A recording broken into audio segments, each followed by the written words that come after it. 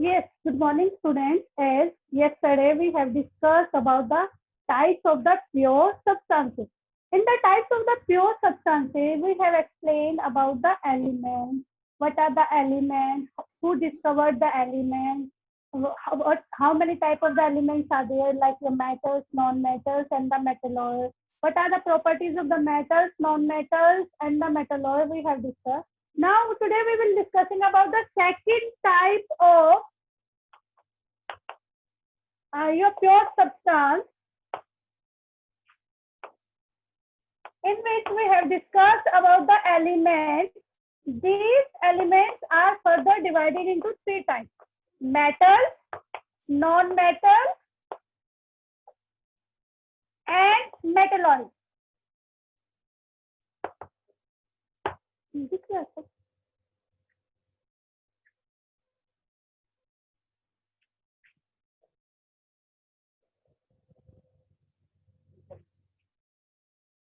Yes. A second type is your compound, right? We have discussed about the metals, non-metals, and the metalloids in the previous class. Today we will discuss about the compounds. Compounds are the mixture of two or more substances having fixed composition.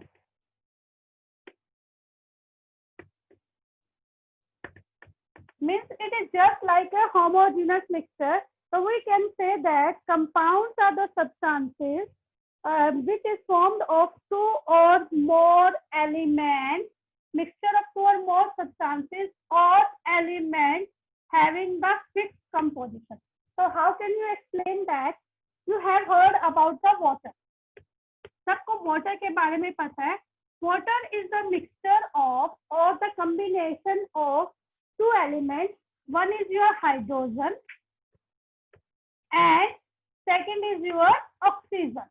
Means when you will get the water from any source, either your rainwater or the water formed in the industries or naturally occurring in the seas, oceans, or even prepared in the laboratory by doing the different type of the experiments, all are having the two substances. One is your hydrogen and other is your oxygen, and they are having the fixed composition, means 1:8, always present in the ratio of 1:8 by their mass. By their mass. What does it mean? Means 1 gram of hydrogen always combined with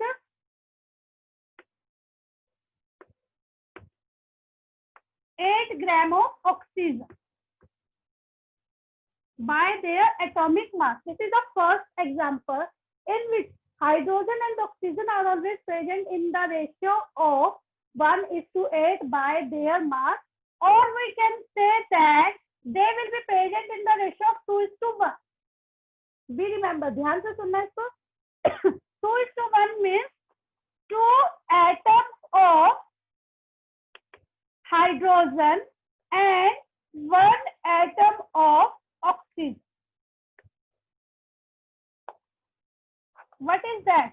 It means they will be always present in that कि दो atom hydrogen के मिलके एक atom आपका किसके साथ combine करेगा, oxygen का कंबाइन करेगा, तो आपका एक मॉलिक्यूल बनेगा, एक कंपाउंड बनेगा किसका, वाटर का, which can not be easily separated. They can be separated by using the chemical reaction or electrochemical process. What do you mean by electrochemical? Means by using the electricity through the chemical, they can be separated and changes into the another type of the element, changes into the element that is known as your compound. That is one type of the example. Second example, we can say that you are having divided your class into two parts.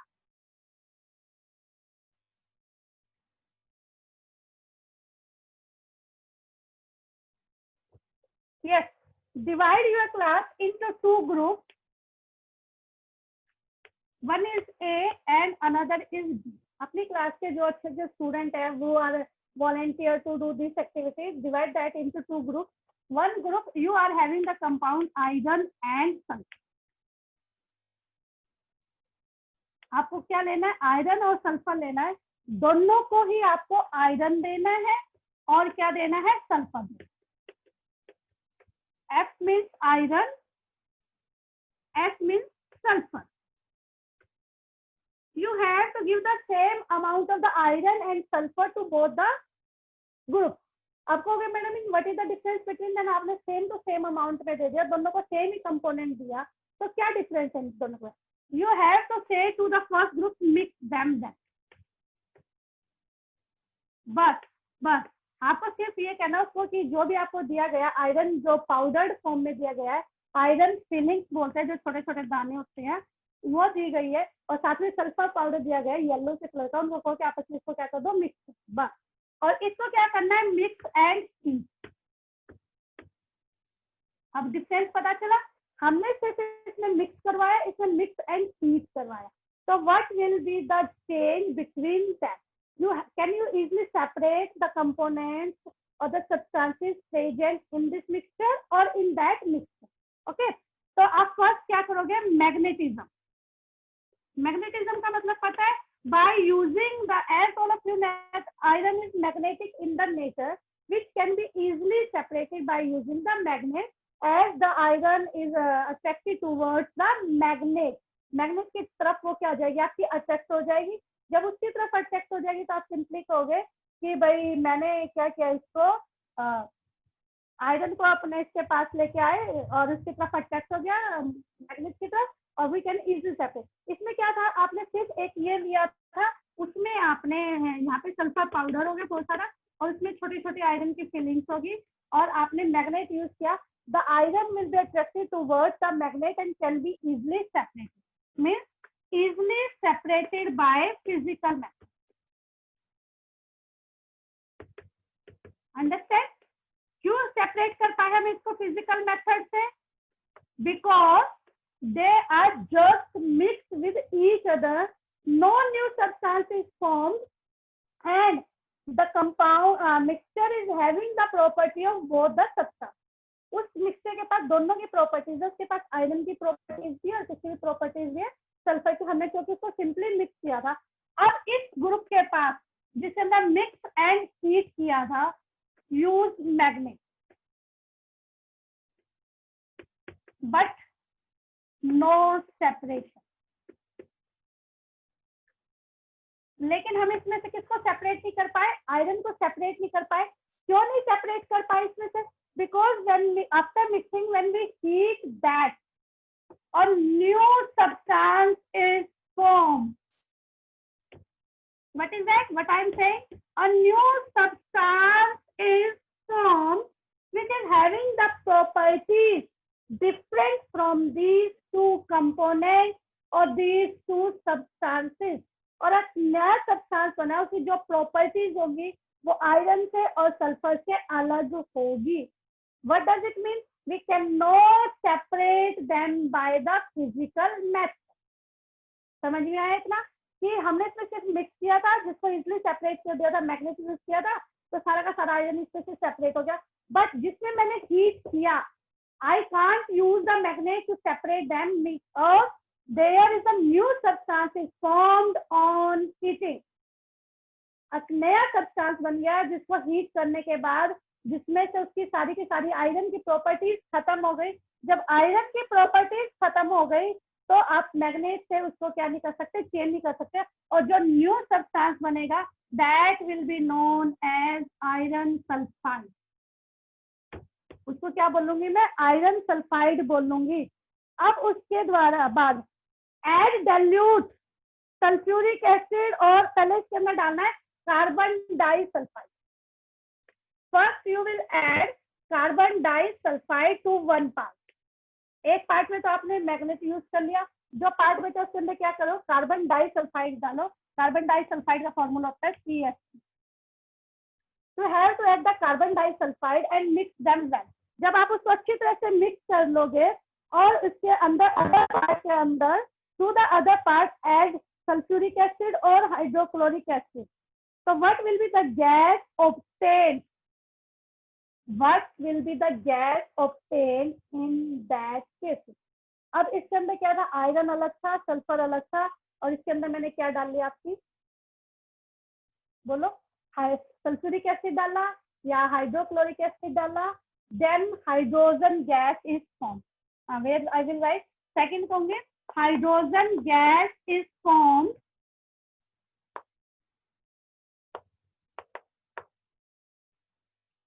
कैसे पता चलेगा कि ये hydrogen gas है? You have to take a burning matchstick, और जलती हुई matchstick को उसके पास लेके जाओगे तो आपको उसमें से पॉप साउंड आएगी, जैसे बॉम्ब वगैरह छूटे वैसे पॉप की साउंड आएगी, और आप पता चल जाएगा आपको कौन सी गैस रिलीज हुई है, वहाँ पे हाइड्रोजन गैस हुई.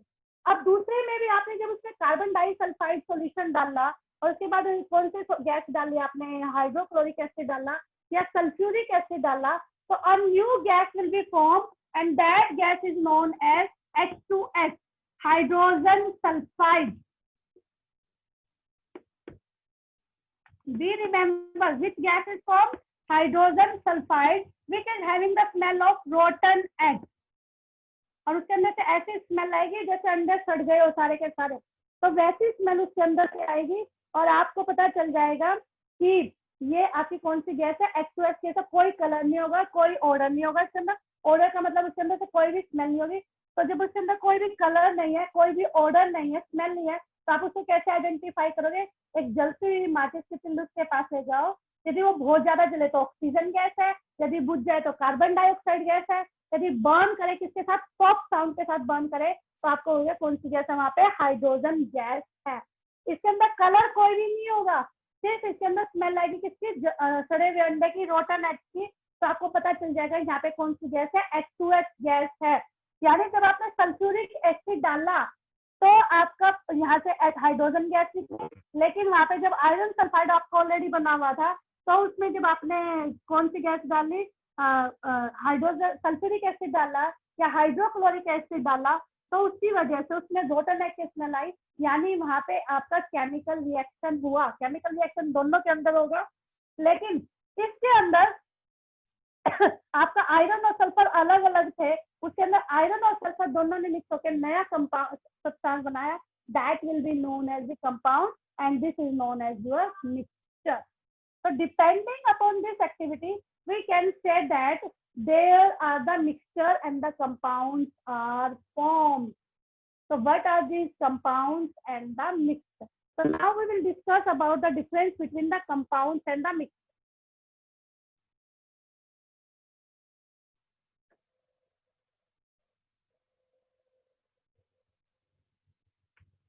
First, there will be a difference between the mixture and the compound. Only 5 or 10 minutes will be taken to complete this chapter. First, what do you mean by mixture? Elements or compounds just mix together to form a mixture. No new compound is formed. Only mixing of 2 or more substances. Only mixing of 2 or more substances.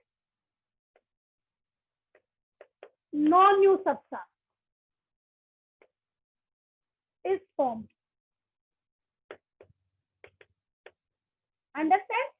आपने सिर्फ क्या किया, जैसे chalk powder है, इस chalk को break किया, तोड़ा और इसका क्या बना लिया, पाउडर बना लिया, और इसके अंदर शुगर डाल दिया. आप इसको जिसको सीविंग के द्वारा किसी भी चीज के द्वारा इजीली से सेपरेट कर सकते हो, तो ये क्या बन जाएगा, मिक्सचर बन जाए.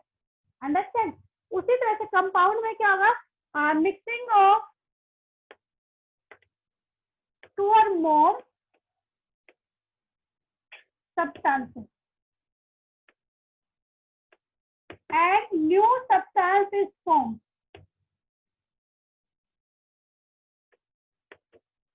इसमें क्या होगा, आपका एक नया सब्सटेंस बनेगा जब आप 2 या 2 से ज्यादा सब्सटेंसेस को क्या करोगे, मिक्स करोगे. इसमें जो आपके प्रीवियस सब्सटेंसेस है जो आपने मिक्स किए थे, उनकी प्रॉपर्टी मिक्स होने के बाद भी एज इट इज रहेगी, because no new substance is form in this. जब कोई नया सब्सटेंस नहीं बनेगा तो प्रीवियस वाली है जो आपके रिएक्टेंट है, यानी कॉम्बिनेशन से पहले के जो आपके सब्सटेंसेस है, वही प्रॉपर्टीज एज इट इज मिलेगी. आपको मिक्स होने के बाद भी इसमें जब आप एक नया सब्सटेंस बन गया तो properties are different from the previous one. तो नए सब्सटेंस की जितनी भी प्रॉपर्टीज होंगी वो प्रीवियस वाले से क्या होंगी, आपकी सारी की सारी डिफरेंट होंगी। थर्ड कह सकते हैं कि it has a variable composition, कहीं पे आपको आयरन ज्यादा मिलेगा, कहीं पे आपको सल्फर मिलेगा, लेकिन जब मैंने उन दोनों को हीट कर दिया तो there will be a fix composition is there, और वही फिक्स कंपोजिशन में जहां भी आप आयरन सल्फाइड को देखोगे तो वो फिक्स कंपोजिशन में मिलेगा। जहां भी आप वाटर को देखोगे तो 2 एटम हाइड्रोजन के और 1 एटम ऑक्सीजन का कंबाइन करके आपका वाटर मिलेगा, बनाएगा। तो उसकी जो प्रॉपर्टीज होंगी वो दोनों एक दूसरे से क्या होंगी, सेपरेट होंगी। कैसे सेपरेट होंगी, जैसे मैंने आपको वाटर का एग्जांपल दिया था, इसमें जो ऑक्सीजन है, हाइड्रोजन प्लस ऑक्सीजन कंबाइन करते हैं तो आपका क्या बनता है, वाटर बनता है, राइट। तो ये हाइड्रोजन है, ये आपका क्या करता है, कंबस्शन में हेल्प करता है। कंबस्शन का मतलब है कोई भी चीज जलेगी तो उसको जलाने के लिए हमें किसकी जरूरत पड़ती है, ऑक्सीजन की जरूरत पड़ती है, जबकि वाटर तो फायर एक्सटिंग्विशर का काम करता है, राइट। तो इसकी प्रॉपर्टीज इसके साथ हाइड्रोजन के साथ मिलते ही क्या होगी, चेंज होगी, एक नया सब्सटेंस बन गया। उस नए सब्सटेंस की जो प्रॉपर्टीज होंगी, केमिकल और फिजिकल प्रॉपर्टी, वो सारी की सारी इनसे क्या होंगी, कंपोनेंट से, इन आपके सब्सटेंसेस से जो फर्स्ट मिक्स करने से पहले थे उनसे सारी की सारी सेपरेट होंगी, और इसके अंदर क्या होगी, आपका फिक्स कंपोजिशन रहेगी हर बार। समझ में आया, जो कंपोजिशन रहेगी वो हर बार क्या रहेगी, आपकी फिक्स कंपोजिशन रहेगी। तो we can say that these are the difference between the mixture and your compound. कि मिक्सचर में तो simply mixing of 2 or more substances, no new substance is formed. Here mixing of 2 or more substances taking place and a new substance is formed. They are having the variable composition, whereas compounds are having the fixed composition. जो mixture है, they can be easily separated by the physical method, whereas the compounds cannot be separated by the physical method. We can separate by them the chemical or using the electricity. After that you can give the example. इसमें आप example दे सकते हो mixing of iron and sulphur, और उसमें दे सकते हो आप mixing of iron and sulphur and then heating a new substances form, right. So this is about your mixture and the compound. On the last there are the matter. Matter is divided into 2 types. One is your pure substances. तो overall chapter का review देखते हैं तो इसमें 3 या 4 चीजें main आई हैं आपकी। जो मैटर है, जिसको सॉलिड स्टेट में हो सकता है, लिक्विड स्टेट में हो सकता है, या गैसियस स्टेट में हो सकता है, that will be your pure substance and mixture, right. This mixture is pure substance is divided into your element, and this is divided into compound, right. These element is further divided into 3 parts. One is your metal, this is your non-metal, and third one is your metalloid, right. This mixture is divided into 2 types. One will be your homogeneous and second one is your heterogeneous. Homogeneous में आएगा आपका solution, और heterogeneous will be further divided into 2 parts. One will be your suspension and second one will be your collider, right. So that will be the summary of that chapter. Matter either maybe a solid, maybe a liquid or gas, as I told you defined. ये 2 part में divide होता है, pure substance और mixture में. Pure substance को elements में divide करते हैं, मेटल्स, नॉन मेटल्स और मेटलॉइड में फर्दर डिवाइड होगा. कंपाउंड्स मैंने बताया, mixing of 2 or more substances to give a new substance which are having the properties different from the previous one. और जो पहले 2 और 3 मिक्स किए गए थे सब्सटेंस, उससे डिफरेंट प्रॉपर्टीज होगी. इसमें आप वाटर का एग्जांपल दे सकते हो, कार्बन डाइऑक्साइड का एग्जांपल दे सकते हो, कोई भी एग्जांपल दे सकते हो. और मेटल जो दोबारा डिवाइड किए गए इसके अंदर मिक्सचर के अंदर homogeneous and heterogeneous, same composition through out the solution, different composition through out the solution. और जो हेटेरोजेनस है उसको 2 पार्ट्स में डिवाइड किया गया, सस्पेंशन एंड कोलाइडर. सस्पेंशन के पार्टिकल्स बहुत बड़े होते हैं, जबकि कोलाइडर के पार्टिकल इन बिटवीन सस्पेंशन और सॉल्यूशन में रहते हैं. These colliders are also known as your source. जिसको बताया था मैंने, these are of further 8 types. 8 types होते हैं जिसमें जेल भी आते हैं, आपके एरोसोल्स भी आते हैं, फोम भी आते हैं, ये सारे के सारे सॉलिड सोल्स भी आते हैं। 2 टाइप की फोम बनती है आपकी, 2 टाइप के सोल्स बनते हैं, 2 टाइप के एरोसोल्स बनते हैं, इमल्शन बनता है। These which are comes in your colloidal. We have discussed about the 8 types of the colloidal. और इन तीनों के बीच में हमने डिफरेंस किया. That is about your chapter. Is there any doubt related to that chapter? You can ask, or otherwise we sum up this chapter. Is there any doubt?